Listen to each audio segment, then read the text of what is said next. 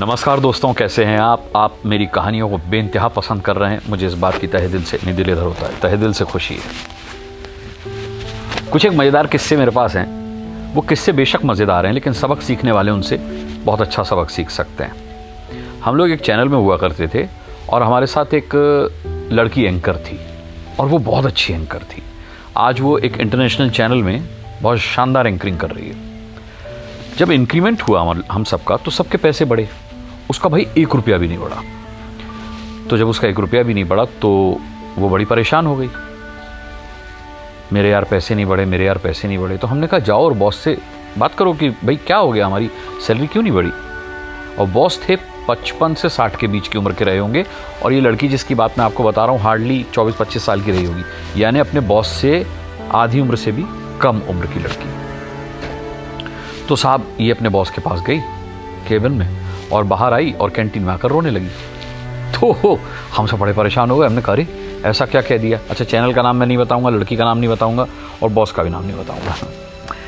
तो रोने लगी। तो हमने कहा भाई क्या हो गया, क्या हो गया। तो हमने उससे पूछा कि भाई क्या हुआ, क्या बात हुई। बोली यार अजीब आदमी है। मैंने कहा क्यों, क्या हो गया। हमको कुछ जो शक था वैसा कुछ नहीं था। बोली यार ये मुझसे बोल रहा है कि तुम्हारे अंदर ना कॉन्फिडेंस नहीं है। अच्छा, तो मैंने कहा तूने क्या कहा। तो बोली मैंने उनसे पूछा कि सर आपको कैसे लगा मेरे अंदर कॉन्फिडेंस नहीं है। तो जानते हैं उस बॉस ने उस लड़की से क्या कहा। बोली इस चैनल में हर कोई मुझे मेरे नाम से बुलाता है, लेकिन तुम मुझे सिर्फ सर कह के बात करती हो।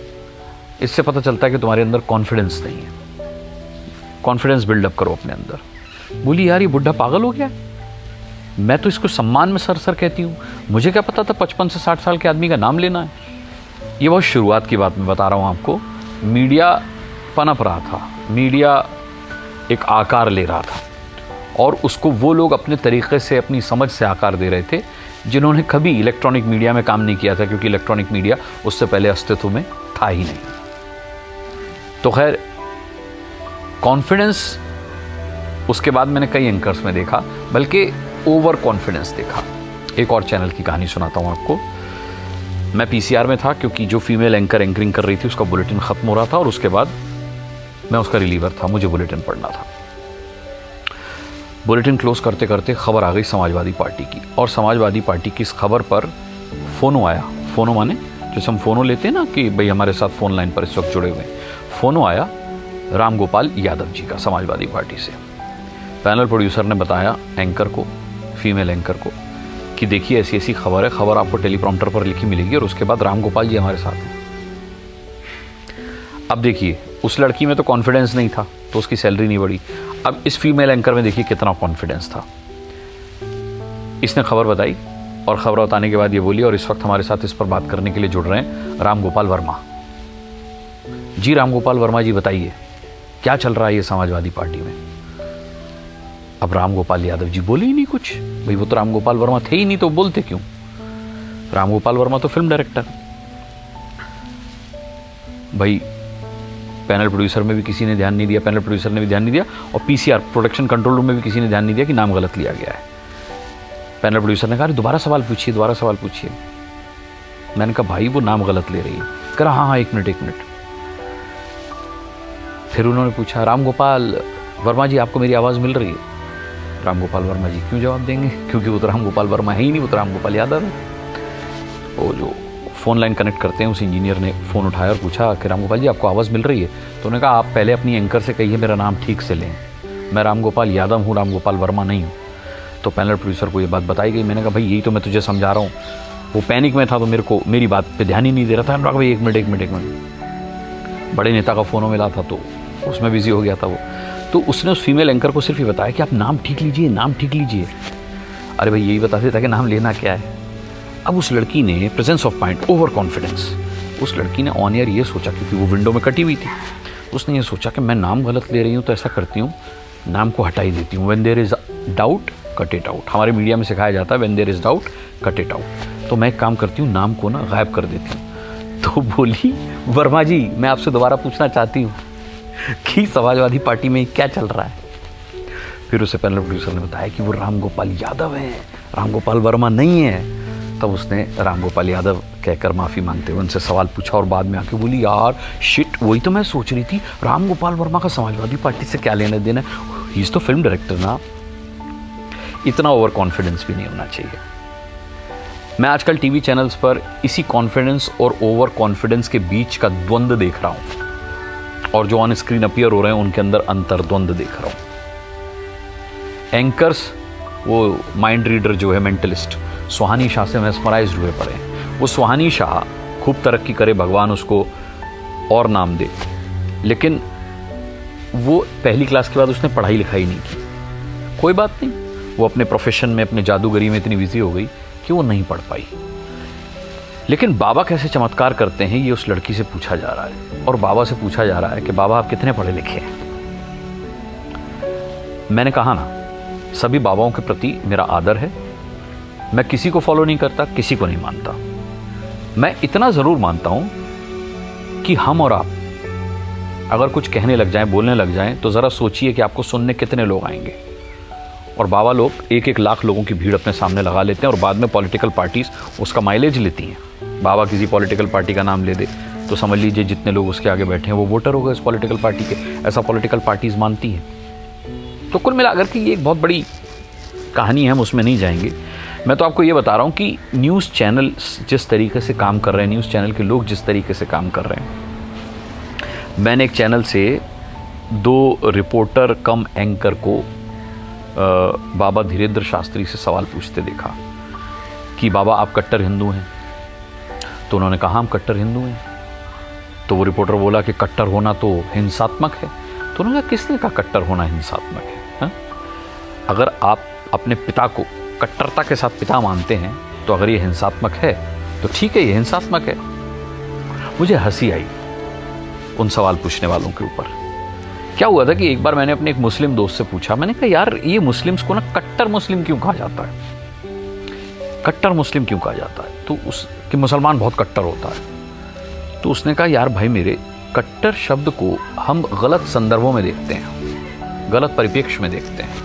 आप ज़रा गूगल कीजिए कट्टर का मतलब। कट्टर का मतलब ये होता है कि किसी भी चीज़ को या किसी भी व्यक्ति को या किसी भी शय को लॉयल्टी के साथ और पूरे कॉन्फिडेंस के साथ अगर आप मानते हैं, उसमें बिलीव करते हैं, तो वो कट्टरता है। तो अगर मुसलमान सिर्फ अल्लाह को मानते हैं, सिर्फ उनका सजदा अल्लाह के लिए होता और किसी के लिए नहीं होता, तो इसमें क्या बुराई है? वो लॉयल्टी के साथ अल्लाह को मानते हैं, वो पूरे कॉन्फिडेंस के साथ अल्लाह को मानते हैं, कट्टर हैं वो, क्या बुराई है?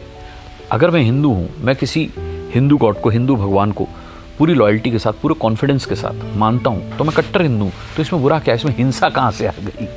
क्या सवाल पूछ रहे हो यार, कहाँ से लाए हो ऐसे सवाल? कैसे सवाल क्राफ्ट होगा, कैसे सवाल ड्राफ्ट होगा?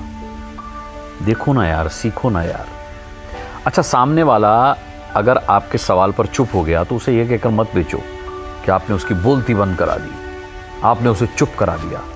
हो सकता है कि आपके ऊल जलूल सवाल का वो कोई ऊल जलूल जवाब देने से बचने के लिए चुप हो गया हो, अपनी गरिमा, अपना सम्मान रखने के लिए। तो उसको अपनी सफलता मत मानो, देखो कि आपने सवाल कैसा पूछा है।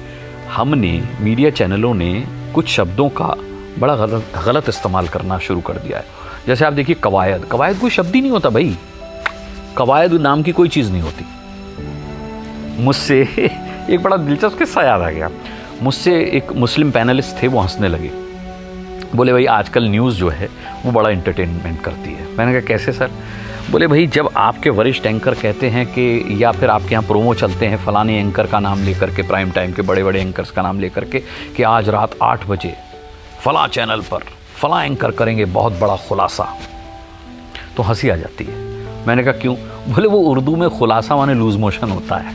मतलब हमको अगर लूज़ मोशन लग जाते हैं तो हम हकीम के पास जाते हैं और कहते हैं भाई खुलासे लग गए हैं, हकीम साहब कोई दवा दे दीजिए। तो बड़ा हास्यास्पद लगता है ये सुनना कि फ़ला एंकर रात को 8 बजे फ़ला चैनल पर करेंगे बहुत बड़ा खुलासा। तो मुझे हंसी आ गई। मैंने कहा सर क्या बात कर रहे हैं, खुलासे का ये मतलब? भाई देखिए, आप लोगों ने उसको किस कॉन्टेक्स्ट में यूज़ करना शुरू कर दिया है, मैं उसमें दखल नहीं देना चाहता। मैं तो ये बता रहा हूँ कि हमारे बच्चे को जब दस्त लग जाते हैं, जब लूज़ मोशन लग जाते हैं, तो हम डॉक्टर के पास उसे ले जा करके यही कहते हैं कि डॉक्टर साहब इसको खुलासे लग गए, कोई दवा दे दीजिए। तो आप लोग बैठ के कीजिए बड़े बड़े खुलासे बड़े बड़े चैनल्स पर। भाई उनकी इस बात में ना बहुत बड़ा संदेश छिपा हुआ था सच में। अच्छा तब से क्या हुआ, जब उन्होंने कई साल पहले मुझसे ये बात कही थी, और जब ये बात सुनने के बाद मैं कभी कहता था आज रात देखिए बहुत बड़ा खुलासा फला करेंगे, बहुत बड़ा खुलासा, तो मुझे यार बड़ी तेज हंसी भी आती थी और उसको कंट्रोल करना बहुत मुश्किल हो जाता था कि यार मैं अपने किसी वरिष्ठ का नाम ले रहा हूँ और वो कह रहा हूँ कि भाई हमारे चैनल पर रात को 9 बजे या 8 बजे बहुत बड़ा खुलासा करेंगे वो तो यार कुछ शब्दों को ना मीडिया ने बहुत हास्यास्पद बना दिया, और शब्दों को क्या बना दिया, अपनी स्थिति हास्यास्पद कर दी है। अब देखिए कितना आसान सा सवाल है, कैसा लग रहा है आपको, है ना? लेकिन किसी रिपोर्टर ने ये सवाल गलत जगह पूछ लिया तो ये सवाल इतनी बड़ी कॉमेडी हो गया कि राजू श्रीवास्तव और उन जैसे तमाम नामचीन कॉमेडियंस जो हैं वो टीवी चैनलों के और रिपोर्टर्स की मजाक उड़ाने के लिए इस सवाल का इस्तेमाल करते थे कि बम फट गया, एक आदमी मरने के लिए बिल्कुल एकदम तड़प रहा है, और रिपोर्टर ने उसके मुंह पर माइक लगा के पूछा कि आपको कैसा लग रहा है। कोई मर गया, उसकी बॉडी के बगल में बैठकर उसके परिवार वाले रो रहे हैं और रिपोर्टर पहुंच गया और उनके मुंह पे माइक लगा के पूछ रहा है कि ये मर गए, आपको कैसा लग रहा है। तो ये कॉमेडी में इस्तेमाल किए गए ये सवाल बहुत जेन्युइन है, बहुत सहज सा सवाल है, लेकिन किसी रिपोर्टर ने कभी इसको बहुत गलत जगह पर पूछा होगा, इसीलिए ये कॉमेडी बन गया। आप समझ रहे हैं, कंस्ट्रक्शन ही गलत हुआ है, बिल्डिंग ही गलत नींव पर खड़ी हुई है, कैसे ठीक होगी? इसका ठीक होना है बहुत ज़रूरी, क्योंकि लोकतंत्र का चौथा स्तंभ है ये, बना रहे पूरे गर्व के साथ, पूरे सम्मान के साथ, मेरी शुभकामनाएं। बहरहाल मुझे लगता है कि आज की बातचीत को यहीं विराम देते हैं। आप इस चैनल को सब्सक्राइब कीजिएगा, लाइक कीजिएगा, बेल आइकन को प्रेस कीजिएगा, और हाँ, कमेंट करके बताइएगा ये कहानी आपको कैसी लग रही है। बहुत जल्द आपके सामने कुछ बहुत नया आने वाला है, इंतज़ार कीजिए, इंतज़ार का फल मीठा होता है, मीठा उतना ही डालूंगा स्वाद अनुसार। अब कहना बस ये है कि अपना बहुत बहुत बहुत ख्याल रखिएगा। मुझे इजाज़त दीजिए, बहुत जल्द फिर मुलाकात होती है, तब तक के लिए नमस्कार।